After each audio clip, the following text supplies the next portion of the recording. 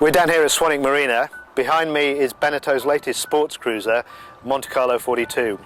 We're going to take it out for a really good blast around, and then we're going to have a really good dig around inside, because Beneteau think they've upped the game with this boat, and we want to see how it compares with the rivals like Fairline and Princess and Sunseeker.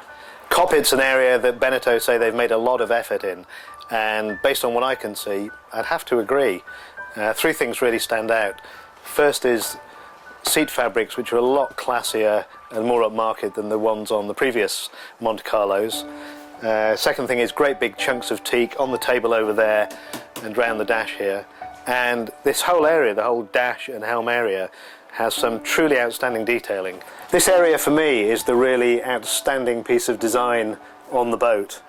It starts with good ergonomics for the helmsman, courtesy of tilting wheel, very, very smooth and easy bolster, and just generally a good view out. And the passengers as well have a really good time. Again, very, very smooth bolster. This fantastic handrail for hanging on when it gets rough. Lots of storage for odds and ends, tinny holders, and again for the helmsman, two real nice bonuses. Another little tray here with a 12-volt socket so you can plug your mobile phone in, have it charging up, and an invaluable side window, often overlooked on some boats. So when the weather's inclement and the sunroof is closed, you can still get a good deal of fresh air through here. Right at the back of the cockpit there are good handrails in the form of the support for the canopy, but in the middle of the boat there really aren't any at all, and just two more handrails in this boat, one around the wet bar and this sort of area, and a similar one over on the port side, would really sort of lift the levels of safety on this boat. And the thing that really took me aback on this boat was the sheer volume of storage, really good usable deck storage on this boat. Despite the fact it's got a tender garage, there's still space enough for these two definitely sort of fender-sized lockers.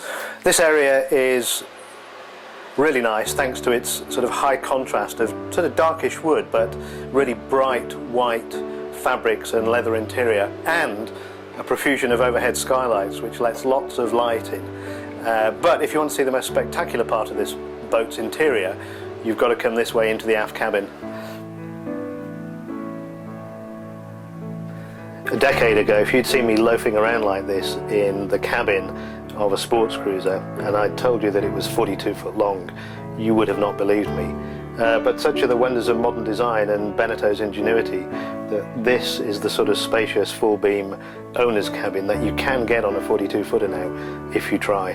Beneteau excel themselves here with a really good galley, but the highlight of the galley I guess is the fridge. On this sort of boat normally you would get an under the countertop fridge, but Beneteau have managed to squeeze in a full height fridge freezer into this boat, which is a good achievement.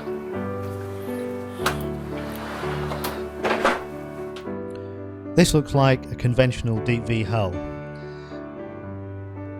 It's got Volvo's Interceptor trim tabs and Volvo's fantastic grippy DPH stern drive legs. But if you look more closely you'll see it's got a step in the middle of the boat. This is Beneteau's air step hull, which they developed on their smaller boats and then transferred onto their larger boats like this one, the Montecarlo 42.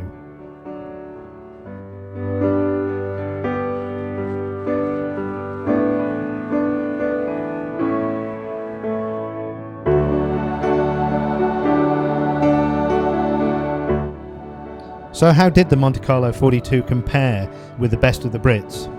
Well, the reality is, in some departments it's not in the same league as Fairline or Sunseeker, but it is a very fine boat and it is incredible value for money.